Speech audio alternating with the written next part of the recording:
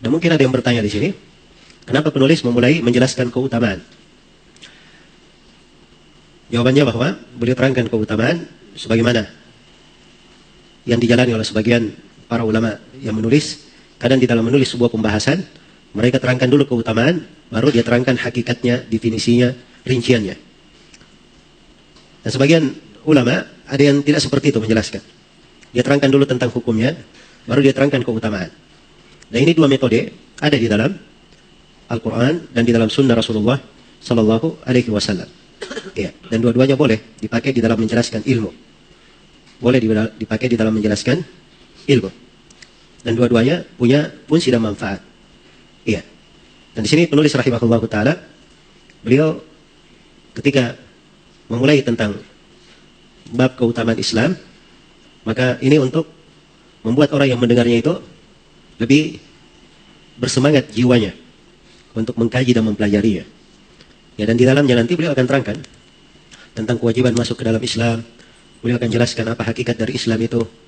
Ya, dan beliau akan terangkan berbagai hal terkait dengan kewajiban terhadap Islam itu. Iya. Dan ini satu metode di dalam mengajar, di dalam menjelaskan. Dan kadang Rasulullah SAW sebaliknya, beliau terangkan hukum dulu. Beliau terangkan hukum dahulu, baru setelah itu beliau jelaskan keutamaan. Seperti di dalam hadits riwayat Bukhari dan Muslim dari Uthman bin Affan radhiyallahu anhu, Rasulullah SAW pernah meminta didatangkan air wudu. Lalu beliau memperagakan wudu. Beliau memperagakan wudu dari mencuci kedua telapak tangan hingga mencuci kedua kakinya. Kemudian Rasulullah SAW bersabda, "Hadzal wudu, faman tawadda'a nahwa wudu'i hadza, thumma shalla rak'atayn la yuhaddits fihima nafsahu, ghafara Allahu lahu ma taqaddama min dhanbi." Kata beliau, inilah wudu. Siapa yang berwudu seperti wuduku ini, lalu dia salat setelahnya 2 rakaat, tidak dia bisikkan sesuatu pada jiwanya di dalam salatnya, maka akan diampuni apa yang telah lalu dari dosanya. Jadi beliau terangkan dulu wudu, hukum dulu yang dijelaskan. Setelah hukum baru beliau jelaskan apa? Baru beliau jelaskan keutamaan. Iya. Dan ini dipakai oleh penulis uslub ini di dalam kitabnya Kitab Tauhid. Beliau jelaskan dulu hukum tauhid itu apa, baru setelah itu beliau terangkan tentang keutamaan tauhid. Tentang keutamaan tauhid. Ya, dan ini dua uslub berjalan di dalam karya tulis para ulama rahimahullahu taala. Baik. Hanya saja kadang sebagian orang tidak mengetahui bahwa penjelasan tentang keutamaan itu bukan maksud lidatihi. Bukan maksud pada pokoknya.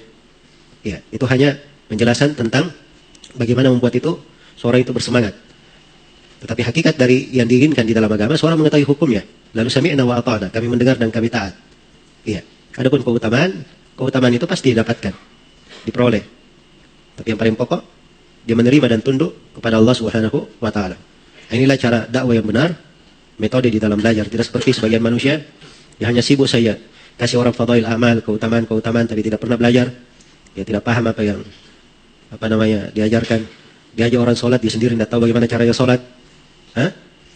Atau dia ajak orang untuk beramal dengan amalan yang saleh, tapi dia sendiri tidak mempelajari apa hukum-hukum dari amalan yang saleh tersebut.